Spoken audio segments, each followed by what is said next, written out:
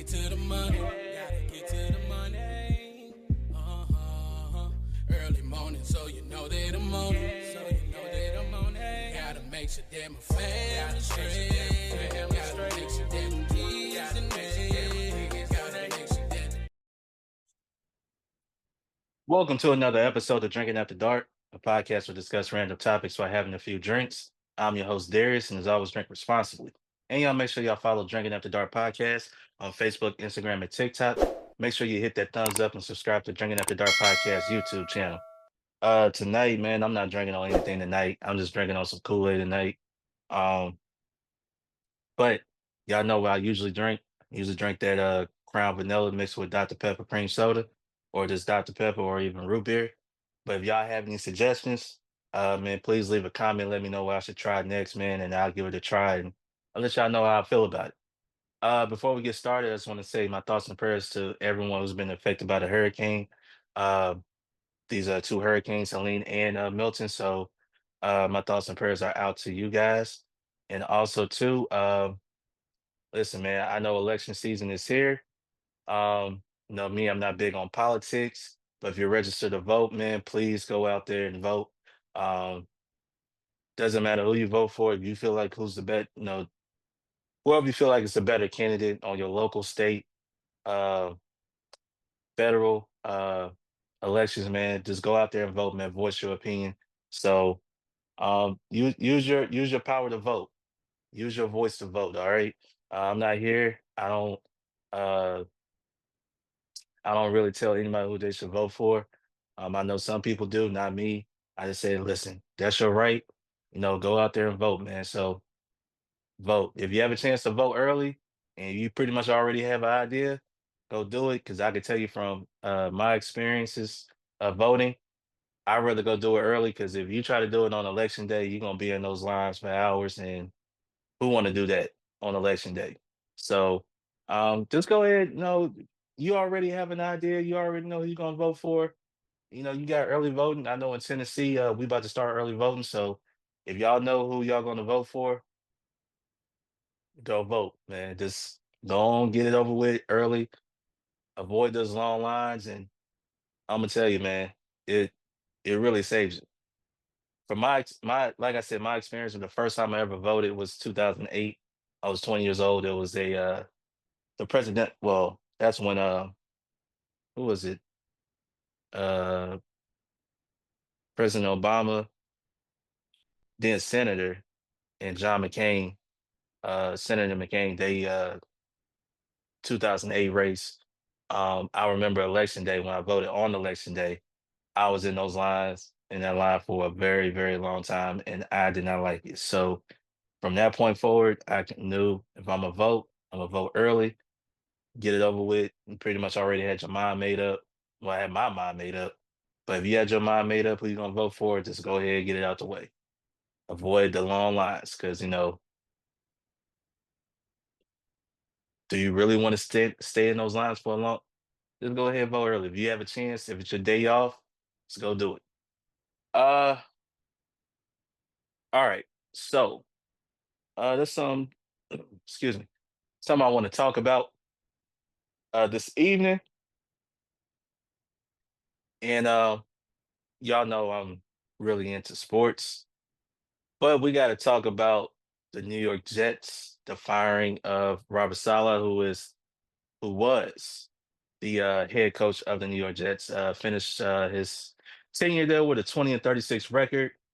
Um, this comes off of an embarrassing loss in the UK to the Minnesota Vikings, who has an outstanding defense.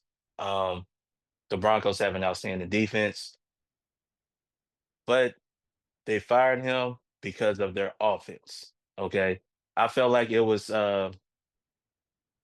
like it wasn't the right move. Feel like it wasn't the right move to fire him at this particular point in time. Um, Woody Johnson, the owner of the team, who was an ambassador um, in the UK for the US, he made that decision. It was his call only. Um, my thing is this: yes, head coaches they get the blame for whatever. Now, if anybody who pay attention or follows the NFL, y'all know that the New York Jets defense is outstanding. All right. Robert Saleh, who came from the 49ers as a defensive coordinator, became the head coach of the New York Jets. And, he's a defensive minded coach. One thing about the NFL, either going to get a defensive minded coach or an offensive minded coach. All right. Bill Belichick, we could say the greatest NFL coach of all time. I don't think there's an argument right there. The greatest NFL coach of all time. He was a defensive head coach. That was his bread and butter, was a defensive head coach, right? And but he knew how to manage a team. I don't think Robert Saleh could, you know, if you think about coaches today, think about Mike Tomlin of my Pittsburgh Steelers. Never had a losing record. For whatever reason, he gets the best out of his players on both sides of the ball, right? We always said for the longest time his offense was the problem, not the defense. All right. And offense is still an issue right now for the team. But when you have a player like Aaron Rodgers that come over from Green Bay to New York last season, listen, 4 plays in, injured, out for the season. Um, the fact that that team won 7 games is remarkable, right? You basically won 7 games with the same quarterback. And listen, I get it. You got a lot of um, analysts out there, commentators out there saying that Robert Saleh is not a good coach, well, a good head coach, I should say. My thing is this: if he was going to, it was reported that he was going to make changes in terms of the offense, right? You got um, Aaron Rodgers and Nathaniel Hackett, who was the offensive coordinator. Listen, that offense that they were running was terrible. Okay, now from everything I've been hearing, that Nathaniel Hackett got the job because Aaron Rodgers wanted him. Now, Aaron Rodgers, listen, he's going to be in a Hall of Fame, Super Bowl champion, 4-time NFL MVP.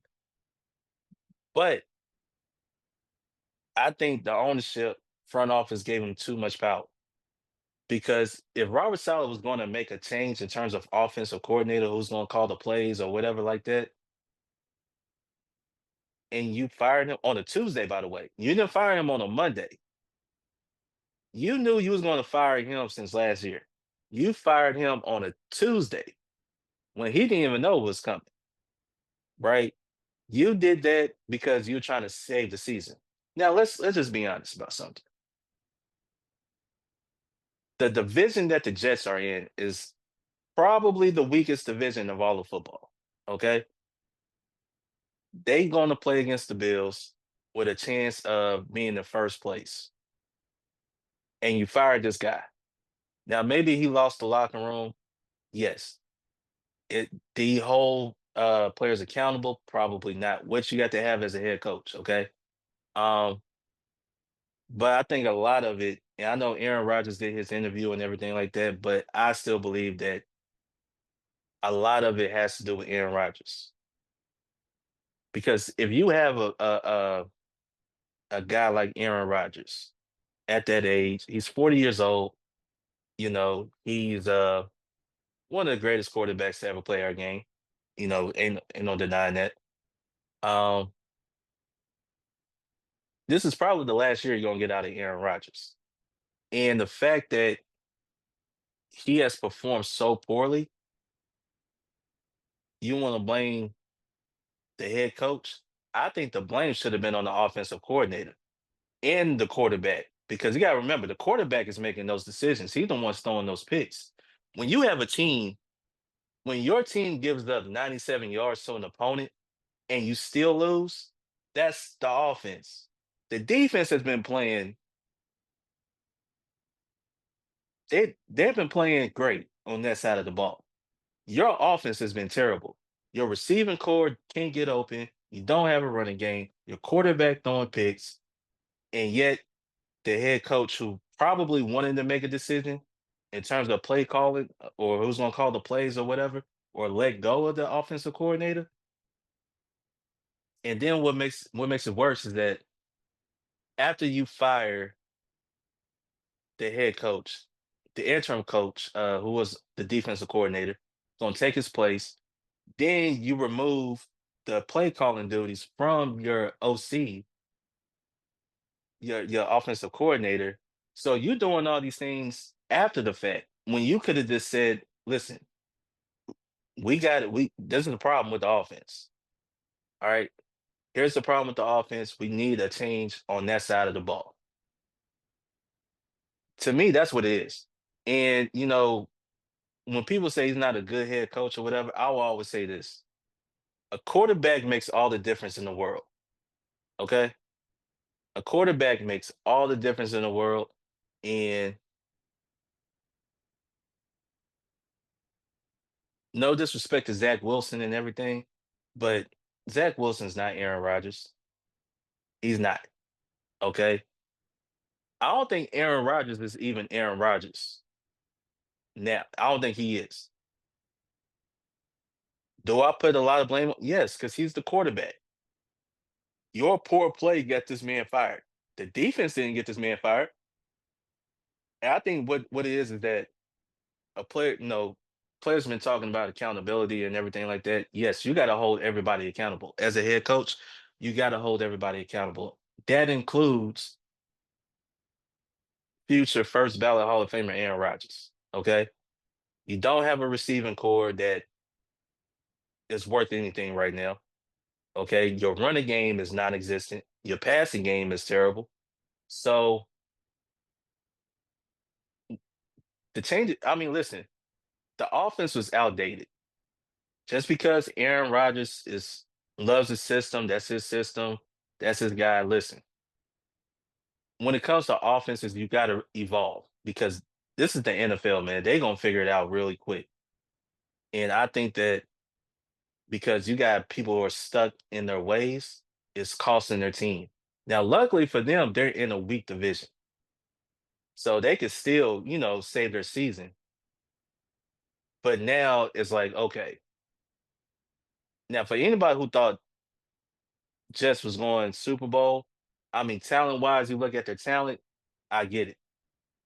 Personally speaking, I don't see it because one, what makes a championship caliber team, one is the organization. The organization is terrible. The Jets organization as a whole is terrible. Just like the Carolina Panthers organization, the Jets organization is terrible. Two, when I think about other teams in the AFC, Kansas City, Baltimore, Cincinnati is somebody. Well, I don't know about that. They could score points, but their defense can't stop anybody. But you have that. I don't know if they could beat Pittsburgh, even though they're on a 2-game losing streak. But defensively and what they can do. I don't know if they could beat Pittsburgh. Uh, who else? I don't think they could beat the Texans. In my opinion, I don't think they could beat them. So there's teams out there. I don't think they're behind in terms of in the AFC, right? But definitely, you got Kansas City with Patrick Mahomes and uh, Baltimore with Lamar Jackson. Okay, so they could possibly contend depending on who what the matchups are and if they make it to the playoffs. All right. Personally, I still got Buffalo ahead of them, but there's a whole nother topic. But now Aaron Rodgers has all this pressure on him because now you can't blame the head coach. We all know the head coach is the first one to get blamed, rightfully so. They're the head coach. But now your attention is on your star quarterback. Me personally, this is what I think. This is what separates Tom Brady, Peyton Manning from everybody else. Yes, these guys has played, for a long time. Tom Brady, we knew how long he played. Kept his body right. Um, went from New England to Tampa Bay, won a championship, just like Peyton Manning went from Indianapolis, won a championship there, went to Denver, won a championship there. Um, but these guys' minds was on football.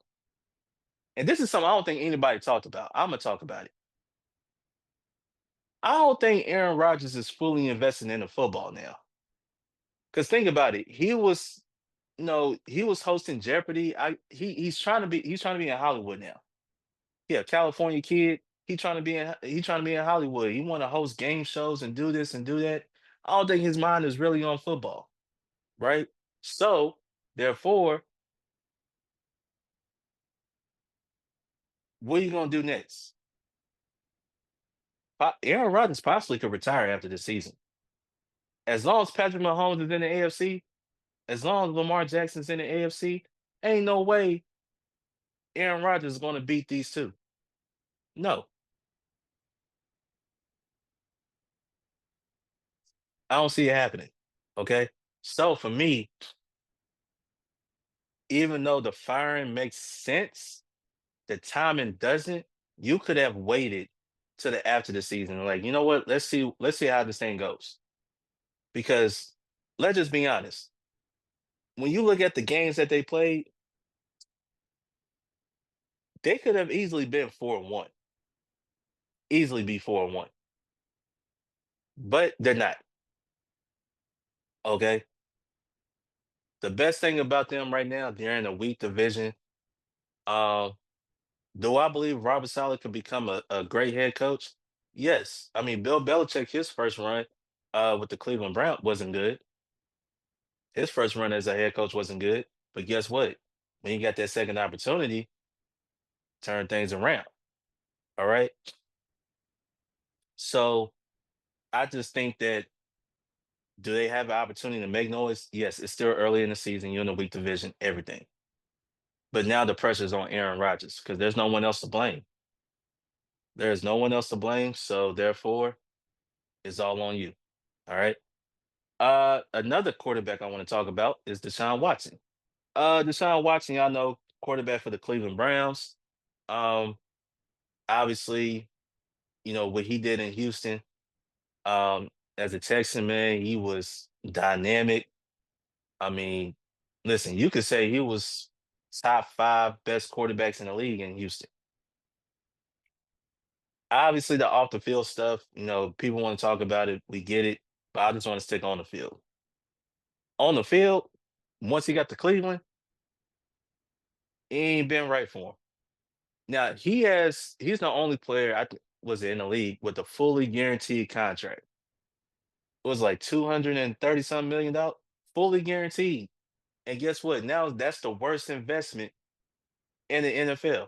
The worst investment in the NFL because he is not producing whatsoever. When he got hurt, when he got hurt, Joe Flacco, who is a Super Bowl winning champion, all right, he been to Pro Bowls, okay. Um, he was in the MVP discussion, but now he's in the backup role. Joe Flacco took that Cleveland Browns team to the playoffs. To the playoffs. And if I'm not mistaken, they won the playoff game last year. But they let him go. He's in Indianapolis now. Right? Indianapolis. Joe Flacco, to me,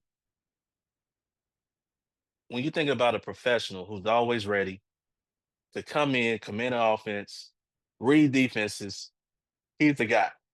And y'all forget he was a starter for a long time in Baltimore. Won the championship in Baltimore. Okay, so we can't forget about that. All right. Deshaun Watson's play on the field is not warranted the money he was given. All right. I know Cleveland's probably sick to their stomach. Y'all know about the Cleveland fan base.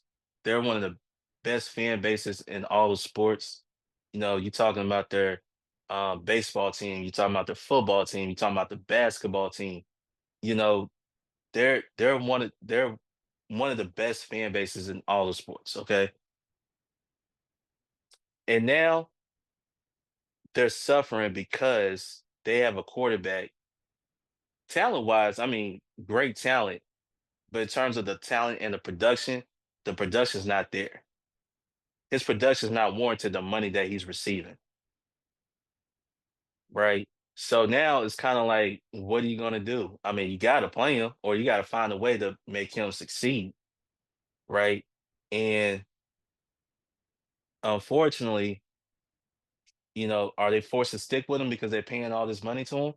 Or do you just need to find like, all right, listen, we might need to get a backup in here and let's figure this out. Because to be honest with you, you're not going to trade him. You're not going to trade the guy. Nobody's going to pick up his contract because nobody's going to trade for him to be a backup. Not with that much money. With that type of money, he's a starter. He's a starter, and you're not going to trade him if he's not going to be a starter. So I think his play and his contract right now looks like the worst in NFL history. Because when you pay that type of money, what you expect is Super Bowls, right? Let's just be honest. You're paying that type of money with Super Bowls, for Super Bowls. And my thing is too, quarterbacks get paid the most money. The NFL pay structure, I think, is stupid because they pay based on position. So the quarterback gonna get the most money just because they're a quarterback, right? They're probably not even the best player on their team, but yet they get paid the most, which is I think is stupid. I think they need to change their whole pay structure. Do like baseball, NBA, hockey. Pay the best players the most money. That's how you do. Best players get the most money, then everybody else follows. That's how it is. But the Cleveland Browns are gonna have to figure out something with Deshaun Watson, and I'm kind of disappointed in Deshaun Watson because I don't think anybody's ever talking about this, but maybe the off the field issues is affecting his play, right? Probably it's affecting his play. Maybe it's the system. Maybe he's just he plays in a certain system, whatever. Because he was one of the best dual threat quarterbacks in the league. I don't know what Deshaun Watson is right now playing quarterback. I have no idea, but they got to figure something out with Deshaun Watson, and I'm very disappointed in Deshaun Watson in his play. So, hey, please, please, come on, man, get it together. Get it together. All right, y'all. Um, thanks for tuning in with me tonight. Appreciate the love and the support. Make sure y'all follow Drinking After Dark Podcast on Facebook, Instagram, and TikTok. Also, don't forget to subscribe to Drinking After Dark Podcast YouTube channel. You can also listen to the podcast on Spotify, Apple Podcasts, iHeartRadio, whatever you listen to podcasts. Uh, please, please tell your friends and family about it. All right. Until next time. I'm Darius from Drinking After Dark, and we out. Peace. Gotta get to the money. Gotta get to the money. Early morning, so you know that I'm on it. So you know that I'm on it. Gotta make sure that my family's straight.